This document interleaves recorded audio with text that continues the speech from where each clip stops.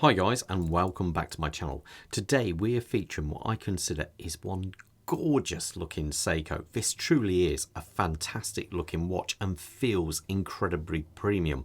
It's just a shame it's let down by one particular area of it, which is a real shame because I think it's absolutely stunningly gorgeous. For reference, this one is the SJE 101 and its proper full name, get ready for it, it's Seiko Prospex Marinemaster 1965, we're not done yet, Heritage Diver's Watch in Dark Water Black. Yep, it's got one heck of a title to it, and to be fair, it just looks amazing. I think this looks really premium. I would be a very happy chappy to actually own this watch. I think it's got a real premium feel and look to it. But before I get too far into this review, I've got to say a massive thank you to the team over at First Class Watches at Kenilworth for allowing me to review this piece. Lots of cool, interesting brands. They're always adding to them. So if you're in the Kenilworth area, I'd strongly recommend popping into the shop. If you're a bit further afield, but don't worry, I'll leave a link in the description and at the bottom of the page now. All I ask, if you do contact them, please mention the channel. So let's talk sizes first. This is a 39.5mm case size, a thickness of only 12.5, lug to lug of 46.5, and a bracelet size of 20mm. Now the dial I think is just classic Seiko Diver. Big applied loom markers, hour markers there, which have absolutely tons of loom in them. The loom on this is a true torch. It really looks great. I like the straight lines going across. It just looks, it gives the dial that little bit more kind of depth to it. It is superb. But then we have up here the Seiko and Marinemaster the X Automatic Divers 200. So this is a 200 meter diver and it does sport the legendary name Marinemaster on there.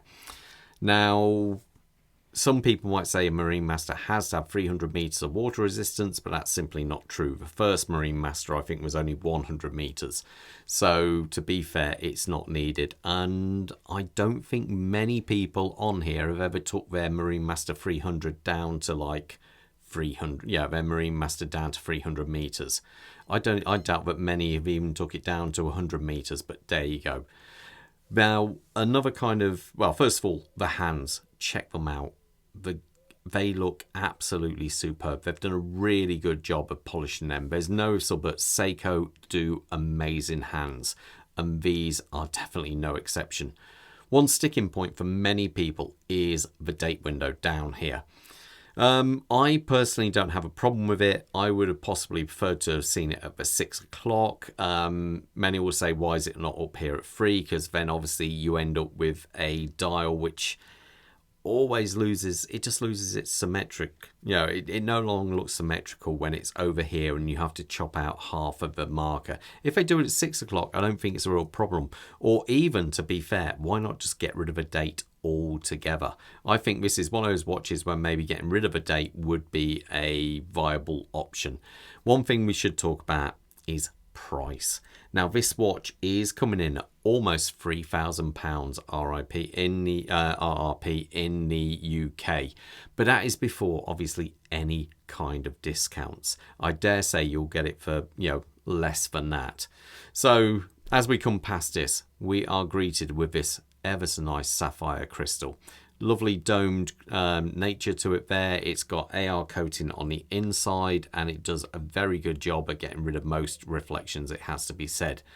Now the bezel. The bezel is a little bit interesting on this one. It's got a sort of coin edge to it here. Nice sound to it. Definitely rotates nicely. It's a 120 click. Is there back play? Yeah. Yeah, once it locks in, it's okay, but you do get a little bit of back play on there. Obviously, we've got a full loom pip on this one, as it is a certified diver. But the insert, I was surprised on this one. I thought this would be a ceramic insert, but I tested it. I've got a little tool for testing these things, and it doesn't appear to be so. So I'm not sure if it's an aluminium painted one or not on this one. Nonetheless, it looks great. It definitely has a kind of Rolex Submariner vibe to it, doesn't it? The bezel on the nice polished casework there. It really does look and feel very, very premium. Now, the body of the watch. It's got a real nice sculpted body on there. This allows it to sit much more comfortable on the wrist. And it's scalloped a little bit there, which means it's not going to dig into your wrist in any way. We've got the straight line brushing there. We've got the radial brushing going across there.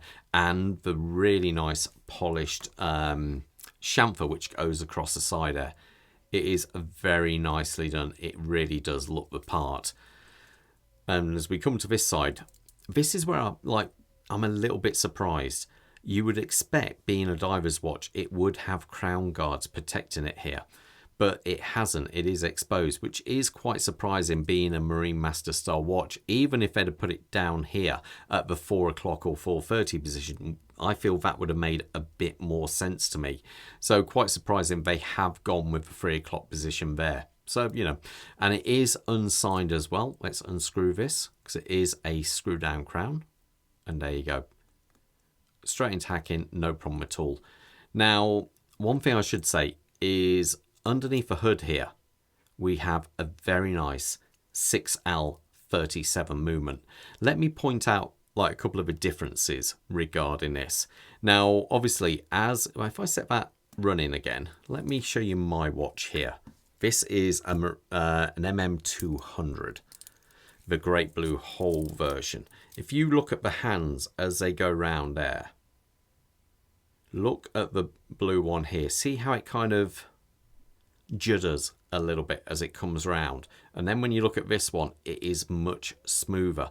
And the simple fact is, this is a 6R movement, and this is beaten at 6 beats per second. So don't get me wrong, that looks pretty smooth. It's not too bad at all until you look at this one, and then you realise how juddery that one actually is in comparison. And another thing we have here, as I bring this round, if I unscrew the crown on this one and pull this out, look at the date window. As I bring this around, see how it's starting to change already. We're talking almost 2 hours before. As we come round, at this point you're in limbo until it gets round here, and then it switches over the date. Now, let's try that on this with the 6L movement. As we bring this round, so look at the date down at a 4:30 position. I bring this here. Let's whiz this round. As we start to come round now, so it's already 30 minutes to 20. It's starting to move ever so slightly at 20. Is it starting? Yeah, clips round. At last, Seiko are kind of in the realms now of Solita movements and ETA movements. It's took some time, but at last they're getting there. And I believe this is much better than the old 8L movement, which was fitted in the original Marinemaster. I've had 2 of them before, never got along with them and always ended up selling them. This I would take over the Marinemaster 300 any day of the week. It is just a nicer, it just feels great on the wrist. As I say, the movement itself, I put it on the time graph. I think it was coming in at plus 1.5 seconds. It's a bidirectional winding movement. I think it's 26 joules, 45 hours worth of power reserve in there. And it is actually a quality movement. It does state, though, Seiko actually state that it should be serviced every 2 to 3 years. So do be aware of that. That's the thing. Many Seiko owners will wait until their watch dies. And to be fair, most movements get binned and they just pop a new one in. A movement like this, they expect you to keep this for years and years, for your lifetime and more if you get it serviced properly. So that is, one thing to be aware of on this. Now, this is where it gets a little bit kind of controversial, really. The bracelet. To be fair, the bracelet looks pretty good. There's no real problems to it. It is a pin system. I know people will complain at that, but you never have a pin and collar system, come loose when you're underwater or in daily life. Screws do back out sometimes. It does happen. The clasp on this, fold out clasp, nothing too exciting there, But considering this is a sports diver's watch, there's only 2 levels, 2 micro adjustment points there. To be fair, I think that's a little bit too, not acceptable on this kind of watch. On a dress watch, no problem at all. You do have the old-fashioned dive link extension going on there, but this really, it doesn't match the rest of the watch. The rest of the watch is so premium. I really, really like it. And another thing here, the design of the end link does not match the case at all. A little bit of movement there. But it's a real shame, because I think this is such a good looking watch. If you were to put this on a black strap, I think it would look absolutely superb. Even a black rubber strap, something like that, it would look amazing. And it would finish it off ever so well. Do I like the watch still? Yes, I think the watch is absolutely gorgeous. It really is a stunner. And it's something which elevates above many of the other Seiko models. It really does look the part. I really do like it. But unfortunately, I think the bracelet does lay it down. Let me put it on wrist and you've got an idea how it looks. Quick wrist check. As stated before, I'm wearing the Seiko Great Blue Hole, a special edition from, I don't know when it was, about 2019, I think it was, and I still think one of the best looking Seiko divers there has been for a long time. Now Bob has the speed timer on there. That, with this dial, this is the limited edition Tokyo Athletics dial, I believe, on there, and I think that's a really good looking watch, something a little bit different.